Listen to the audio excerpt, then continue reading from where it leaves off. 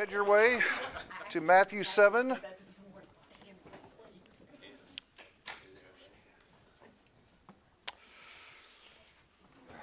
And jumping into our last class together. So thank you for enduring all the way to the end. I really, really appreciate that. If we have time, when we get to the end of class tonight, we'll see how that goes. That depends on you guys and how much you are engaged and participate tonight. But if we have time, I would be interested to know what part of the sermon most challenged you, maybe, or made an impression on you, or something like that as we've gone through this. So maybe you can have that as a sub-processor in the back of your mind for the next few minutes as we talk about the rest of 7. And as we have time, maybe we'll field a little bit of that. So ponder that as we go through this tonight. Take a peek for now. We're going to pick up at verse 13. That's where we left off. We're going to go through the end of the chapter. And I'm just curious, do you recognize anything starting at verse 13 and going on down through? What's familiar there?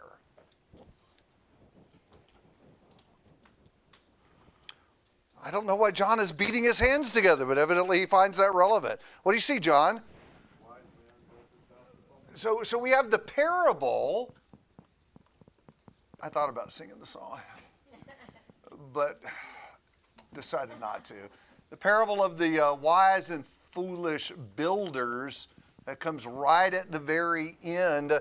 That if for no other reason, because of the kid's song with the cool hand gestures, is memorable to us. What else?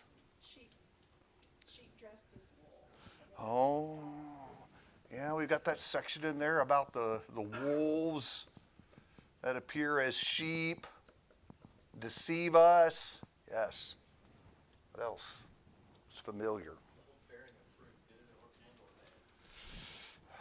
Bearing of fruit. Okay. Thank you. What else is familiar? Heard this before. Broad is the way. I kind of thought y'all would lead with that since it's the first thing. Yeah, I'm kind of up here going, really? I mean, I would have thought y'all would have said the broad and narrow ways, right? That's something that we've used again and again in teaching. When you go through the sermon, you realize how much we extract from it, right? We go through and grab a piece out and work that piece periodically, and that's one of them. Anything else that rings familiar? Yes? Just the idea that in 21, just because you say, I know God, And see, I would have thought that would have been the most familiar thing to everyone. 21 to 23. Not everyone who says to me, Lord, Lord. How many times have y'all heard that reference in a sermon? Yeah, I was waiting for you to say that. Yeah. A whole lot over and over and over again, this idea that to go to heaven, you have to do the will of the Father. That's a very familiar text to us. So really, this latter part of 7, I think, gets pretty heavy use in our preaching and teaching. And so we're in a familiar segment tonight as we wrap this up. The challenge as we work with this familiar section, I think, is to do two things. One, to think about how this fits what has gone on before up to now. And secondly, do these connect with each other in any way? Is this just sort of some random thoughts thrown together? Y'all already know how I feel about that, right? Or is there some connective link between them as Jesus wraps up the sermon? So we're going to work on that tonight, and I'm going to pitch that to you first. So please don't stare back at me blankly when I ask, do you see any common thread running through this section? Any big idea or connection between all of these familiar things we've seen before? Please, thank you for jumping in. He seems to be building extreme contrasts in every bit of Scripture. Okay. At the end, the people are going to be astonished at his doctrine, which directly influences how they began, how they have almost like it's a bridge towards the new. There are. He's doing all the, which they could hardly believe. There- Astonished at it. There are these series of contrasts. What are the contrasts we see? I mean, the glaring ones. Yeah, you got two ways, a broad and a narrow way. What else? Good and bad fruit. You have good and bad fruit. Wolves and sheep. Wise and foolish builders. So yeah, there is a contrast working all the way down through here. Yes. Okay. You guys are shaping up a really good sermon here because they all begin with C's, right? Yes. If you can come up with a third C, this is going to be you'll hear this coming to a pulpit to you soon. Tell me about choice. Well, I mean, he's basically setting up your choice. You can either go down the broad way and go to destruction, or you can go down the narrow way that leads to life. And all the rest then play off of that as to further ways to see what the choice is. And you may think you're making the right choice, but I may tell you, nope, you didn't make the right choice. The choices actually tie back into the contrast, don't they? There's a broad way and a narrow way contrasted, but the call is to choose a path. And there's a foolish builder and a wise builder. But but called is the same as choice. Come on. Okay. That does have to be three distinct points because when the last 2 points are the same, y'all come up and say the sermon was redundant. We know that. So. But we don't say it was too short. So tempting and not going to do it. Anyway, but the choice pertains to, with the two builders, same thing. Which foundation between the two am I going to choose to build on? Good. So we have these contrasts, and behind them or coming out of them a choice to make. What other connections do you see? There's also a little bit of the inward, outward. Ooh. Because with the bearing of the fruit and the wolves and the sheep, inwardly, in this case, they're a wolf, but outwardly they're showing themselves as sheep. And then the fruit, I mean, you're going to show outwardly what you are inwardly. So it doesn't begin with a C, No, but. I think you're doing a character. But it does, character would work. It does tie back to an idea that we can carry all the way. I mean, really, you can carry it all the way back to the Beatitudes. But our launching point really was chapter 5, verse 20, where John told us about the higher righteousness when he taught the class to which we are called. And we've said all the way through, the higher righteousness is not better box checking. It is inwardly being the right kind of person first, so that influences the fruit that we bear on the outside. Good. That ties us back into what we've really been working throughout the sermon. Any other thoughts about that? What's the big idea running through the last part of this? Or what other connections do you see? You said before this was his call.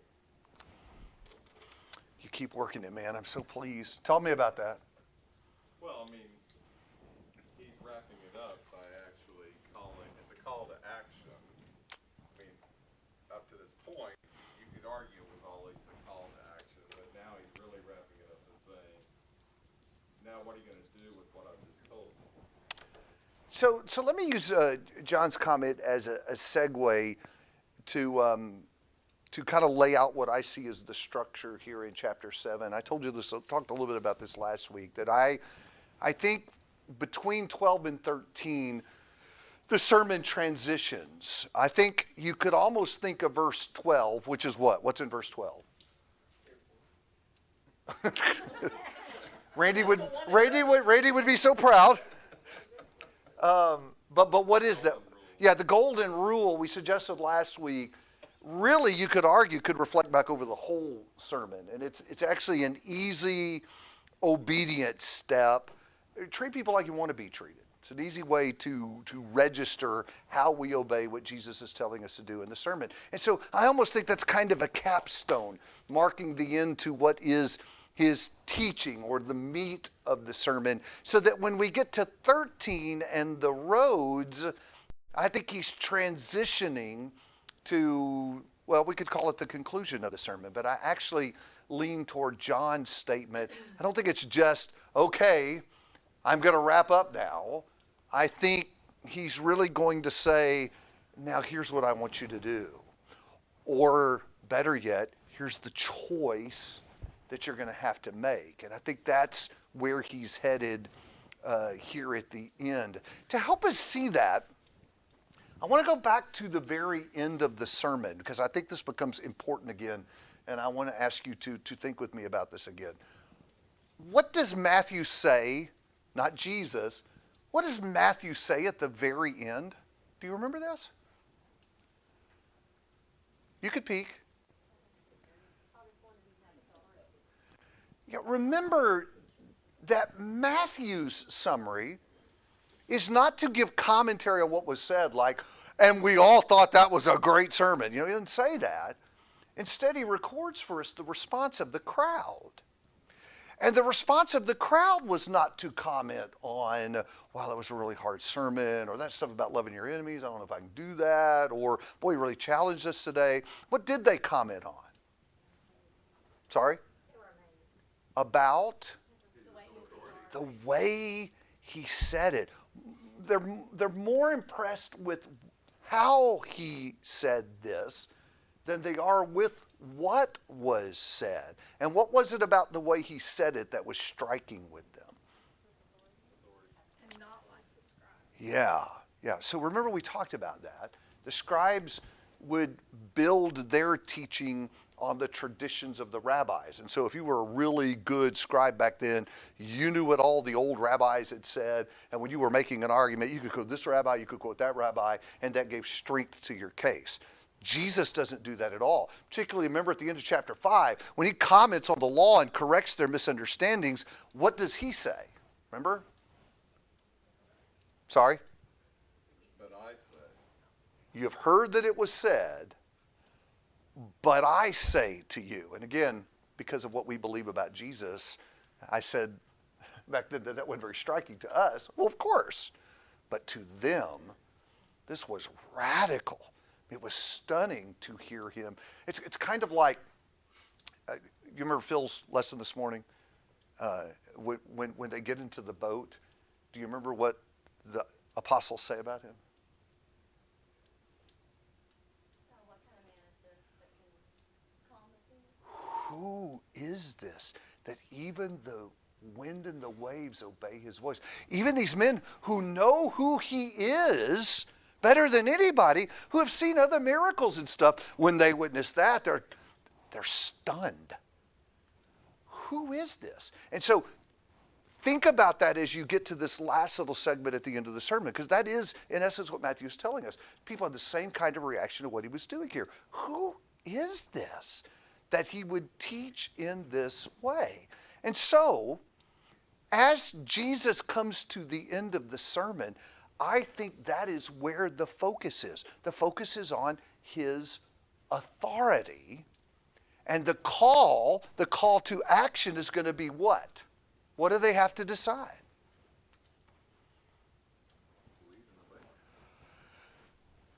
Am I going to listen to this one who speaks with authority or not? Will I hear Jesus or not? So if you want a big idea that starts at verse 13 and runs all the way through the parable of the builders, I think the big idea is this. You have heard what I said to you. The question is, are you going to hear my voice? Will you do what I say? Now, we don't get off the hook here, because I think the sermon really confronts us with the same question. Did you find any of the stuff in the sermon difficult? Like? Love your enemies. Thank you. Why couldn't he say, be indifferent to your enemies? Would y'all have had a problem with that? I'm not a violent person, except on 249. And I don't want to get even with people, but sometimes I just kind of want to ignore the people that get under my skin, right? That's not the command. It's a whole new level. You gotta love them, right? Anything else you found difficult?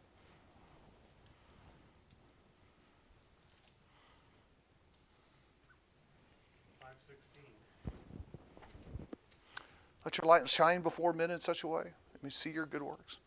Glorify your Father who is in heaven. Thank you. Anything else?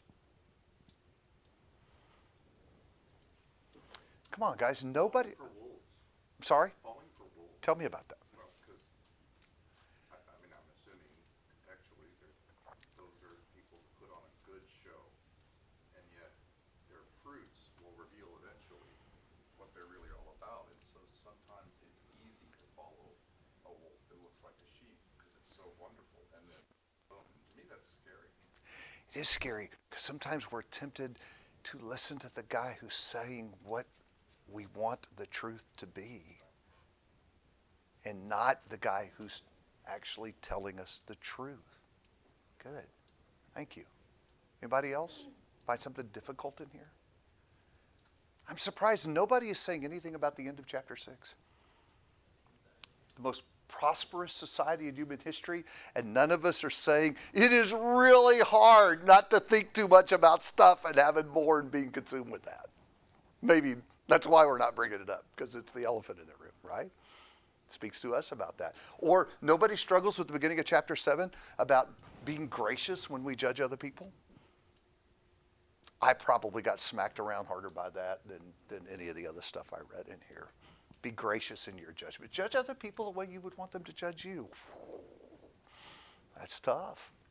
So here's a question for me and you. At the last class together, as we walk away, was this some just sort of academic, the mental filing cabinet, maybe he's added a file or two that wasn't there before? Is this some academic exercise? Or as Jeff is fond of saying, has Jesus messed with your life the last 3 months? And if he has, am I going to hear him? It's the same question that they're confronted with. It's the big idea. He has spoken with authority. What are we going to do with it? Going to hear it. Now, what he does is he works 3 examples to illustrate his point vividly. So let's walk through them together. Beginning with that familiar section, look at 7:13. Enter through the narrow gate. For the gate is wide and the way is broad that leads to destruction, and there are many who enter through it. For the gate is small and the way is narrow that leads to life, and there are few who find it. So here, what is the choice he says we have to make? Because y'all said it's about a choice. It's a choice between 2 contrasting options. What's the choice? Go the way everyone else is going, or go the right way? It's a road. What's the road symbolize? Path to heaven or path to hell? Okay, what does it symbolize, though? Evil and good. Life. The road symbolizes the life we choose to live. And we often use that figure of we're taking a path, right? We're walking a certain road. In fact, did you catch it in Phil's sermon this morning? He talked about that. At the very beginning of his lesson, he said it's an idea that actually runs all the way through the scripture. And I grabbed my iPad and I wrote that down. I said, I use that in my class tonight. We're talking about another place where there are the roads. It's all the way through the Proverbs, the way of the wise man and the way of the fool. So all the way through scripture, this idea that there are 2 roads that lay in front of us, 2 contrasting roads, and we have to make a choice. That's the call to action, to choose between the 2 roads. Tell me what needs to be said about the roads. Let's explore them a little bit.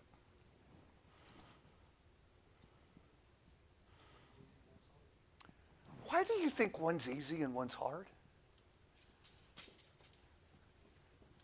What is it in the language that causes you to say? Oh, by the way, I agree.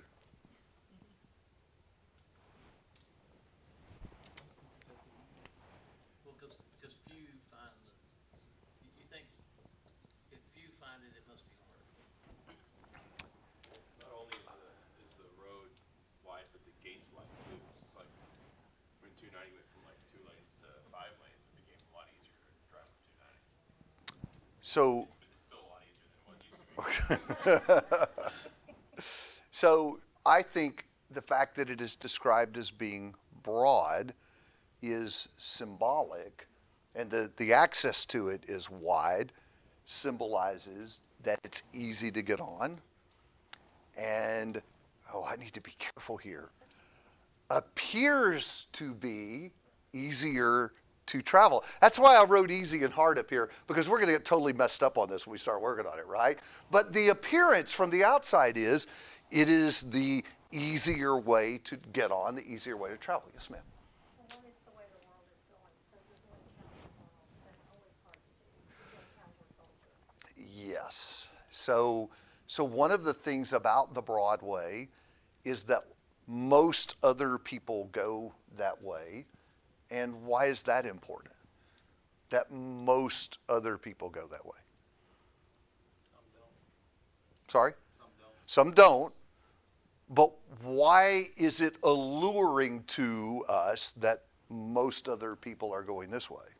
What's alluring about that? If we think most people are going that way, then it's right. It doesn't obviously make it necessarily right, but it appears. It feels that when others are affirming us, yes, this is the right thing. By the way, what is it that our homosexual and transgender friends want from us? Affirm that my path is right. Yes. Tell me that it's okay the way that I'm going. And so I think there's a human hunger for that, for others to give me their approval and tell me that it's right. Stott, in his books, excellent book, Christian Counterculture, book on the Sermon on the Mount, describes this as the road of tolerance and permissiveness with no boundaries, no curbs. Just kind of live like you want, right? And I think, at least for a season, that feels like the better way to go. Tell me about the other way. How is it described? Sorry? Narrow. Harder to access, more narrow. This one does have boundaries and rules and limitations set by. Yes. So I'm not just free to get more inside, do what I want to do. In fact, that is what separates you and I fundamentally from the world. We don't get up every day and just kind of go do what we want to do. All the time, what hangs over us is this what God wants? Am I doing what would please and honor Him? And so there are boundaries and curbs that narrows in the path that we're supposed to follow. Does that make it more difficult? Yeah, I know. It's a goofy question, isn't it? So tell me, does it? Well, it says it does, but Well, let's work it both ways. In what way is it more difficult to go this way? If you're not following. I'm not going the way that everyone else is going, right? That's what I love about Stott's book, Counterculture. It's people paddling upstream. Have you ever paddled upstream? So I've done some canoeing with my wife. Not a lot, because I discovered when I got in the boat with her on the lake that she expected me to do all the rowing, and so I have tried to paddle upstream. It's a lot harder way to go, and that's what we're doing. We're going counter to the culture. Is it okay that I threw you in the bus on that? Okay. She said yes, John. Anyway, I just point out she didn't deny that was true. Just putting that on the record right there. What else is more difficult about that? You have to use reason, heart, and accountability. And the world doesn't usually do that except for the hard part. Okay, reason and accountability. I answer to someone for the choices I'm making. Yes, sir. As you said, occasionally it makes it sound like it's even hard to locate. It does, doesn't it? Yes, sir. You got to find your way onto this road. It isn't just that easy access like the other path. Yeah, You've got to make a lot of decisions. decisions to You be go the made. easy way, You it's can just like, hey, what do you want to do? How about you want to do? You can just float along. You just float along with wherever the stream is going, that's how you go. But if you, At the least resistance. yeah. By the way, I think our culture does that a lot. I think that's why we're so enamored with polls and polling data. You know, what is it? What does everybody else think about this? And that's where we're going to go too. We kind of just get swept up in whatever is current with the culture. Yes, ma'am. it's easier to fall off a narrow path. Oh, it is. Yeah. You've got a broader path, it doesn't matter if you're, Doesn't really matter what you do. you got a narrow one, you fall off. Okay. Did I hear a voice over here? Somebody want to add? I think it's even more difficult than we realize because a lot of us think we're on the narrow path, but then a couple verses down, he's going to say, "You're not." I mean, so It's scary when you get down to verses 21 to 23. because we all think we're on the right side, but maybe we're not. So I think that makes it even more difficult because a lot of people think they're on the narrow path. You can be deceived about and it. they're deceived about Yeah. that. Yeah. That's getting us into those two voices we'll get to in just a minute. Let me avoid saying more until we get there. So I want to ask you a question that to me is really important. Is the broad way really the easier way to go? No, because later in Matthew, he says, my yoke is easy and Yeah. my burden is light. Yeah, I think we're dealing with appearances here. And we don't even get to the destination yet. I think it appears to be the easier way to go, but the problem with the broad path that makes it the harder way to go is what? Well, we'll get to them. Hold that one. Do lemmings think that they're going the easy path? Yeah. Yeah, and then what happens? They fall off the Yeah, cliff. the problem with this path is sin, right? And inevitably, folks, whether you believe in sin or not, whether you believe sin will hurt you or not, it will. It will destroy us. And so eventually that path has potholes. There's misery that lies on it. And by the same token, the narrow way that seems harder to travel winds up being the better way because we're spared, not all from all grief and suffering in life, but certainly all the grief and suffering that comes with the choice in sin. We wind up being spared from that. And so ultimately, God is seeking our good by putting us on the narrow way. Same thing is true with our children. We make rules with our children. You cannot go play in the street, which seemed totally unfair with this huge open piece of concrete out in front of the house that I could play on, right? And so it's hard not to do that, but we know in reality it's better because we're protecting them. That's what God does for us. That's what God's fences are all about. They're all about protecting us. And then there's the added element that he gets to in Matthew, in verse 13 and 14, of the destination. Tell me about that. They both have one and they're different. Yeah. So remember, this is a contrast. We've talked about that. And so ultimately, choosing the path is not just the choice between the broad and the narrow and the easy and the hard. It's between destruction and life, right? Both of the roads are going somewhere. They both have a destination. One is obviously good. One is obviously bad. That's what I love about our decision. It really isn't a hard decision at all, is it? Not when you stop and realize the long-term picture here. Actually becomes an easy choice to make. Yes, sir. Well, and it's not really about the path.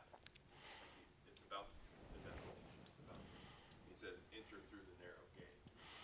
And then he talks about the path. But it requires like your total attention of the gate itself, not necessarily. Get on that path. Get on that path. Stay on that path all the way till you get to the end. And so, big picture of the conclusion here of the sermon. Let's tie this into what Jesus is working at the end of Matthew 7. How does this fit? What is he saying with the two roads? What are the two roads ultimately? Did that question throw you? It's a choice between what? Sorry? In the end, is a choice between heaven and hell. Okay, so here's what I want you to see. The two roads ask the same question that's working through this whole section. Jesus is saying, are you going to hear me? The narrow way that leads to life is the life where a person hears Jesus and walks the path he calls us to. You see how underneath it is the same question? Am I going to hear Jesus? Those traveling the broad way that are, as John said, lemmings going off the cliff, are people who are not listening to Jesus because Jesus would be calling to his people and saying, don't go that way. That's why they end up off the cliff. That's why they end up with destruction.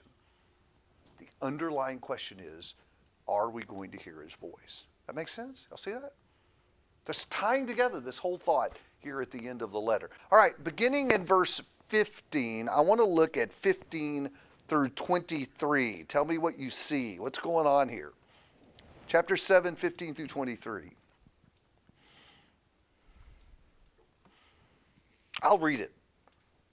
Beware the false prophets who come to you in sheep's clothing, but inwardly they are ravenous wolves. You will know them by their fruits. Grapes are not gathered from thorn bushes, nor figs from thistles, are they?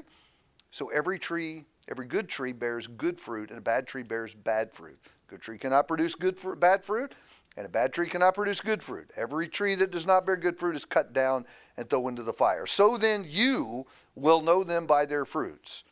Not everyone who says to me, Lord, Lord, will enter the kingdom of heaven. Who does the will of my Father will enter. Many will say to me on that day, Lord, Lord, did we not prophesy in your name? And in your name cast out demons, in your names perform many miracles. And I will declare to them, I never knew you. Depart from me, you who practice lawlessness. What do you see? Warning them of false prophets, of people who say they're following Christ, but they're not following Christ, and they're leading other people away by their fruits, by their actions. Okay, so we have these false prophets.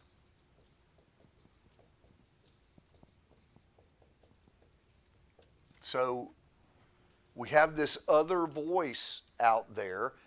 Tell me about these false prophets. They're saying all the right stuff. Are they? Well, to your ears, I mean, they're saying the right stuff is luring you away from Christ. It's just good enough to get away with. They look like, Sheep. but they're really. Okay, does that scare y'all a little bit? David, you were talking about this a minute ago, and I really want to come back and dwell on that point for a minute. I think we imagine that false teachers are always obvious to us. Is that true? Often they're cloaked in the robe of religion, and often they have really compelling speech, which makes them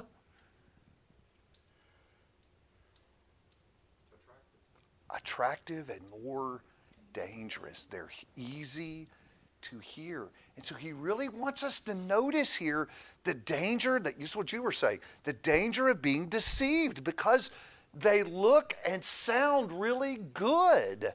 Maybe I have this great book from a guy named Tony Campolo, and the title of the book is We've Confronted the Enemy and He's Partially Right. You know, it might be the guy you're listening to. Not everything he says is wrong. Maybe some of the things he says are true. Go ahead. So it's like a complex true and false question. You get all these things that are stated in this paragraph, but there's one thing that's wrong. That isn't right. That Yeah. isn't right, and you're thinking, well, all these other things are right. Maybe that one is too, and then you say that's true. That's what happened. That's what I mean when it says they sound good. And it sounds good in essence. So talk to me a little bit about how we're supposed to distinguish then. Because this is serious business. Listening to the wrong voice is serious business. If there's some wolves out there that look like sheep and sound like they're right, how do I know?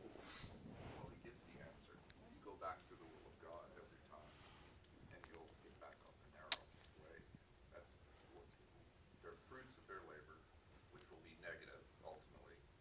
And then to test what they're saying, you're going to see that which we're responsible for, which is part of the narrow way. You're going to see how it either conflicts or is in harmony with what God has told us. Yeah, so notice he says in verse 16, after warning us about their deceptive nature, he says, you will know them by their fruits. And then he goes on to give, an extensive illustration of how a good tree cannot bear bad fruit and so on and so forth. And then he says again in verse 20, but you will know them so that you will know them by their fruits. So I want to unpack that idea a little bit. David has tapped into part of it, and maybe even the more important part, and that is their message can be measured by a standard. By the way, that necessarily implies that truth is absolute. Such a thing does exist. absolute truth is knowable, and it's knowable to me and you so that we can measure what we hear and know what is right. So there's a message piece to this that can be tested. Is that the only kind of fruit that a false teacher will bear, though? That would enable us to know they're not to be trusted? Anything other than their message? There's always the do as I say, not as I do, helpful to the Pharisees. So one of the ways that you can judge a false teacher is by his conduct in his life, right? Oh, or maybe what he does behind closed doors that winds up coming into the light, right? What does his character look like? Because frankly, there are some people who are really compelling speakers, even wearing the cloak of religion. And then in reality, in their conduct, they are ungodly and unholy. And so there's conflict between what they claim to be true and how they claim to live their lives. So I think that life is an example of that. Think of any other fruits that we can look at? Well, extrapolating on that, if I may, a specific of that might be occasionally look at their families, look at their wives, husband, whatever, and notice how those people are behaving or reacting. And sometimes you can tell those are a kind of fruit, I believe. And so when you look at that and everything's chaotic and horrible and a mess, then you might need to question that. Let me hijack your point and run even further with it. May I do that, please? I actually wrote down in my notes, what is the impact of his life and message on the people around him, even the people that he teaches? If he's teaching truth, obviously you can't control people, but if a guy's teaching truth, what kind of impact should that have on the people that hear him and that he influences? It should help them also to know truth and to obey truth. And sometimes you can look at what kind of impact someone is having on others who hear him, and that might tell us something about. Like what Troy was saying, even though I think they can have good impact on others and they can say the truth, still doesn't mean they're not wolves. That's exactly right. And so, You have to be wise they're going to show themselves, and you just have to be wise enough to pick up on what they're showing. And that's hard. well, so where does the first admonition, verse 15, gives us? What does that mean? Be aware. So will y'all do me a favor? And I mean this as sincerely as I can. I mean, when y'all listen to me, whether it's in this class or out there in the pulpit, will y'all really be discerning about what I say to you? And be thoughtful about that message? And even maybe challenge me sometimes if you think something isn't quite line up with what Christ says? Because our allegiance is not to any man. Our allegiance is to Jesus. So if it's me or Jeff or Randy or Hunter, be a little easier on Hunter. But if there's something we're saying up there that doesn't line up, we need to have a conversation about that because there is always the danger that I may be hearing a voice that is directing me to the wrong path. Now, look at 21 to 23. Why is it so vital that I be able to discern?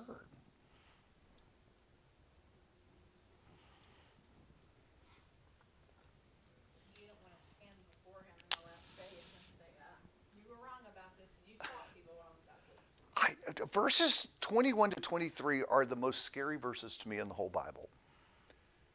Because these are not condemning people who were immoral and wicked. What kind of people are being talked to in verses 21 to 23?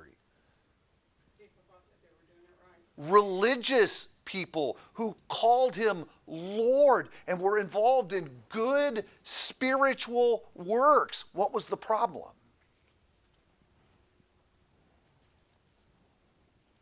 What do you say in 23? They practiced what? I don't know what they were doing religiously, but I do know that it didn't line up with the law, and in the end they're told to depart. So man, just put a big exclamation point right there. It is possible to be sincerely deceived if we are not discerning. I really think we need to ponder that. By the way, real quick, I want to back up to 7. By the way, you're going to be hearing, I'm just cooking this sermon on chapter 7, verses 7 through 11. I mean, that really stirred me up last week. So y'all could skip that Sunday morning. I'll let you know when it's coming. But I'm gonna preach on that. Let me just remind you of Jesus' admonition. Listen, don't be freaked out about this. Ask me.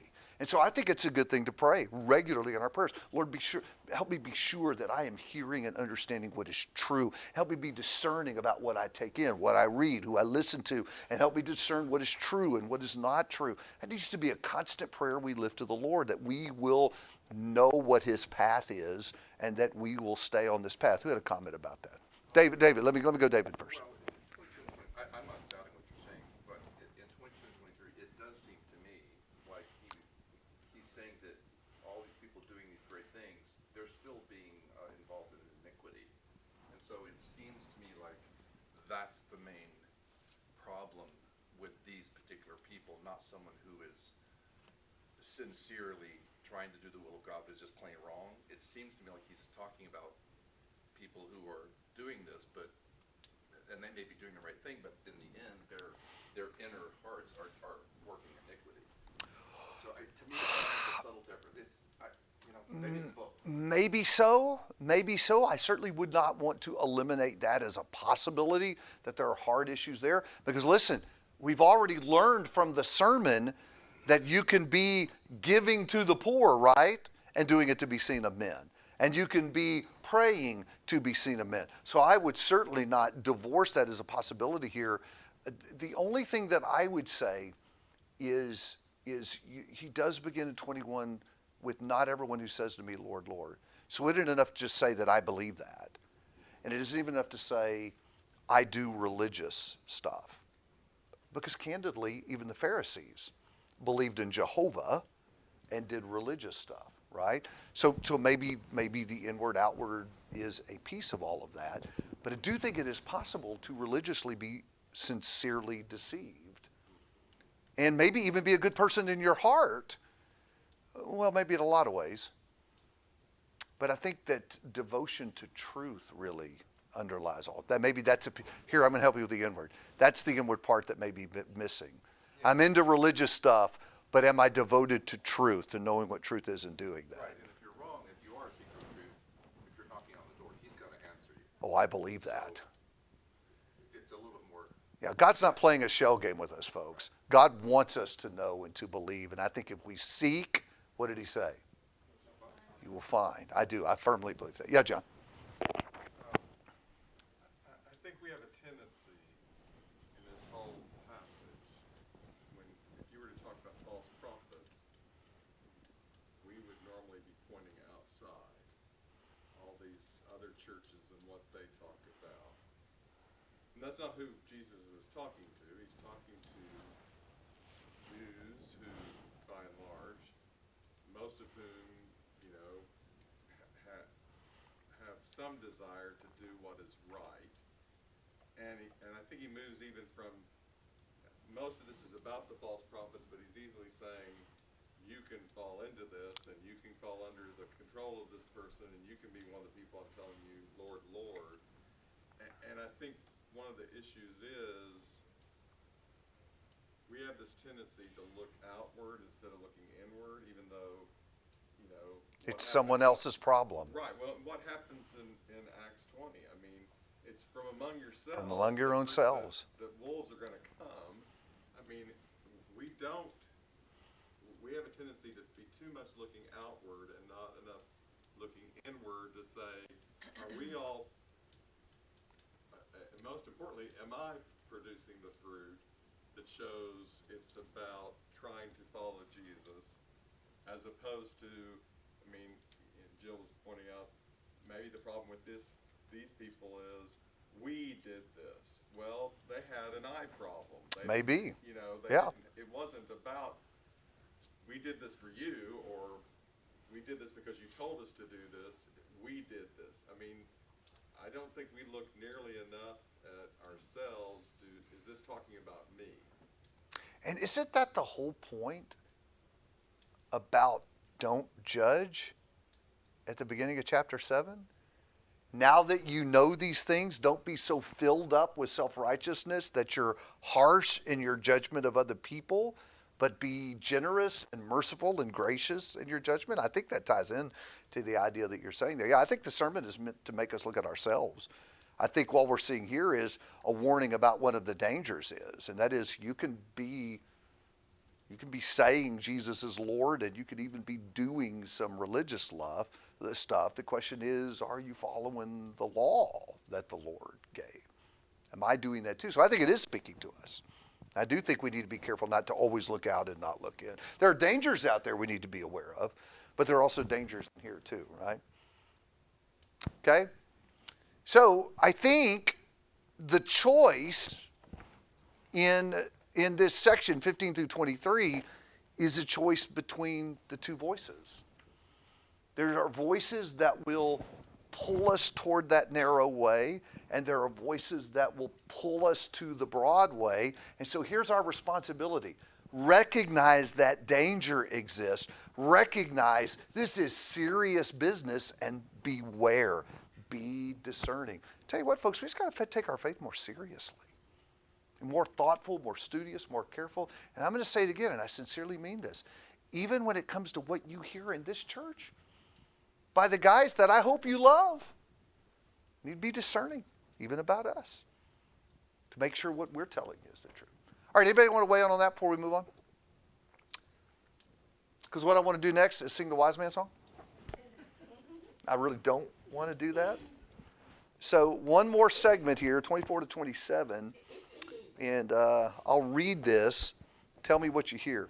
Therefore, everyone who hears these words of mine and acts on them may be compared to a wise man who built his house on the rock, and the rain fell, and the floods came, and the winds blew and slammed against the house, yet it did not fall, for it had been founded on the rock.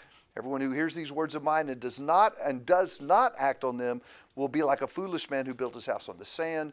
The rain fell, and the floods came, and the winds blew and slammed against that house, and it fell, and great was its fall. What do you hear?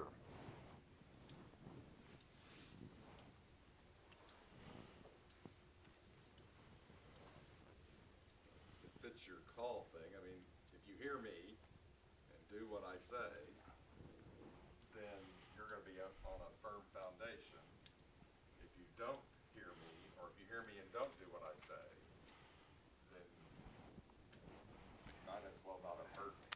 So I think it's here in the parable that Jesus now says plainly what he has said with the other illustrations. There are two roads to choose. Hear me and travel the narrow way, right? There are two voices you might hear. Hear me and not the voice of the false teacher. And beware, be sensitive so that you can discern between the two. And now he just says it plainly. First of all, let's work through the parable.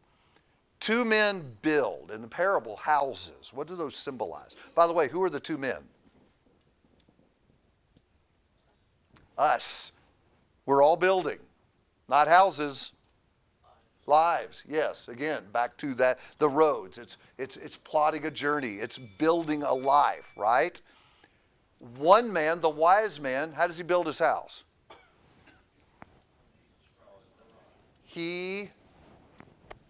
What does he do? Finds the foundation. Okay, but the application to us, what does he do? Who is this man? He's the one who acts on the words of Jesus. The foolish man who builds on the sand hears and does not act. Do you see it? This is ultimately where he's driving in the sermon. You've heard what I've had to say. I proclaim to you the gospel of the kingdom, but there's still a question to be answered. Will you do what I said? Or will you not do what I said? Now, one more thing in this story before we run out of time. I may need an extra minute or two from you. He talks about this thing that will tell which house is solid. What's going to tell the difference? The storms are going to come. I got to tell you, I did some work on this text a couple of years ago. I really struggled with the storm. What do you think the storm symbolizes? Life. What about life? Bad stuff that happens in life. By the way, will that test your foundation? It will. Yeah, yeah, yeah. We start looking, you mentioned it earlier, we talked about the end of chapter 6 and then anxiety, we're a blessed nation. I mean, prosperity can eat away at your foundation. Yeah. That is traditionally the way I've understood the storm was the trial of lives. And I think that still may be what he is saying. But go back up to the two roads, destruction and life. And y'all said it, heaven and hell. And then what happens to the unfruitful branches? Cast into the fire. That sounds like what? And so now we get to this storm that will show every man's foundation for what it really is. What's the other possibility? Yeah. The other storm that he may have in mind here is the storm of final judgment, when every man's build is exposed for what it really is. The point Jesus is making is that day is coming. And when it does, there will be two categories of people. Those who listened to me and did what I said, and those who don't. And so at the end of the day, folks, that is the call of the sermon. It really isn't about what's in the sermon. It's about who said it. And do we believe that it is the Son of God who said it to us? Because if it isn't, I don't want to love my enemies. But if it is, what's the obligation? I got to do what he said. So ponder that as you look back and ponder the sermon. I've enjoyed the class. Thank you for the time together.